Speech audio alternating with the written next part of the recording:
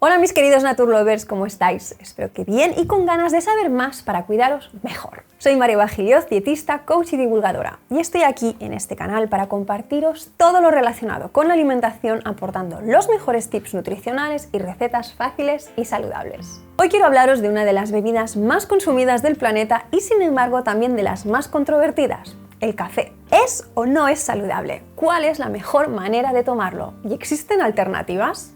Pues de todo esto hablaremos hoy en este vídeo, así que no te lo pierdas. Este 2022 nos venimos arriba con el mejor propósito, sumar salud. Recuerda que si quieres estar al tanto de todos los vídeos que colgamos cada semana, suscríbete ya y dale a la campanita. En este canal nuestra misión es que te cuides y que sumes mucha salud de manera natural. El café es la bebida estimulante más popular en España. Detrás de este éxito pueden haber varias causas. Para empezar, el placer que genera si eres un amante del café. Pero cuidado, porque también puede pasar luego a ser por adicción. ¿Cuántas personas dicen no ser ellas mismas hasta que reciben su dosis de café? Su efecto estimulante genera un gran apego, ya que vivimos en una sociedad agotada, sobrepasada y sin embargo exigente. La rueda no para y encontrar aquello que nos chuta y brinda energía rápidamente es valioso. Además ejerce de laxante para aquellas personas que sufren de estreñimiento y también es cierto que se le atribuyen varios beneficios gracias a su contenido en polifenoles, unos potentes antioxidantes. Y tanto a nivel neuroprotector como en deportes de competición y un largo etcétera.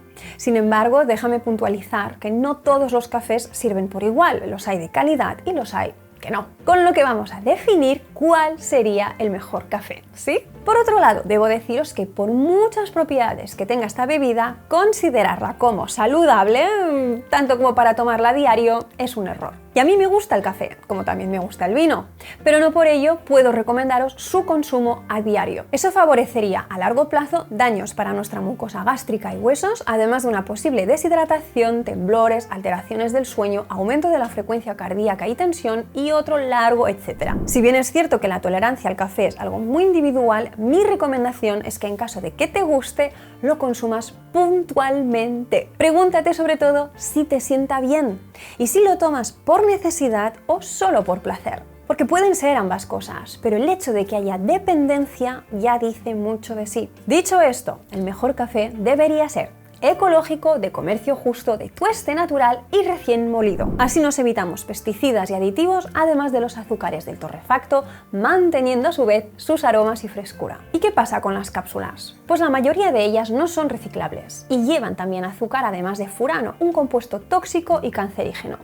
A diferenciar las biodegradables, en las que aún así va a llevar años para que así sea, de las compostables, que sí se suelen degradar en 3 meses. Las reconoceréis porque llevan el sello OK Compost. Aún así, sean las cápsulas que sean, todas generan residuo. El café soluble y el descafeinado tienen otro tipo de desventaja, y es que contienen más cantidad de acrilamidas que el resto de cafés. Estas son sustancias con un potencial cancerígeno y que producen los alimentos ricos en almidón cuando son sometidos a altas temperaturas, como pueden ser las patatas chips, por ejemplo. El tipo de cafetera también influye en la cantidad de acrilamidas.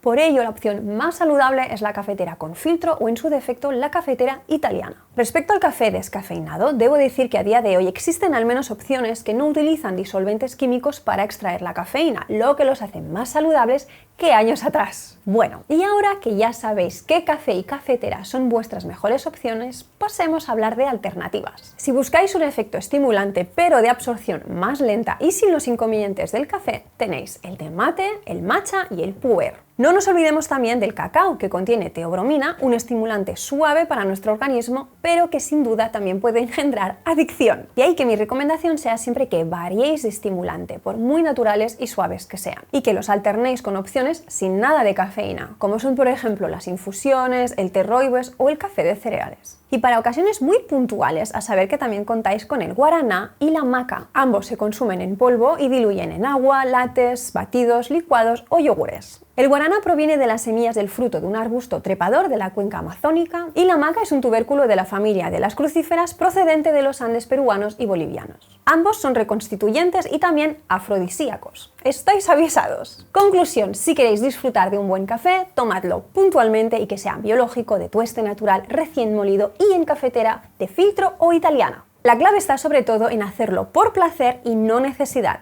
Así que te animo a que te observes y escuches tu cuerpo. Si te ha gustado este vídeo o tienes alguna duda, escríbenos en los comentarios. Y aparte de darle al like, suscribirte y campanita, entra en naturitas.es para ver la mayor oferta online de productos y terapias naturales a los mejores precios. Nos vemos en el siguiente vídeo, gracias por estar ahí y cuídate.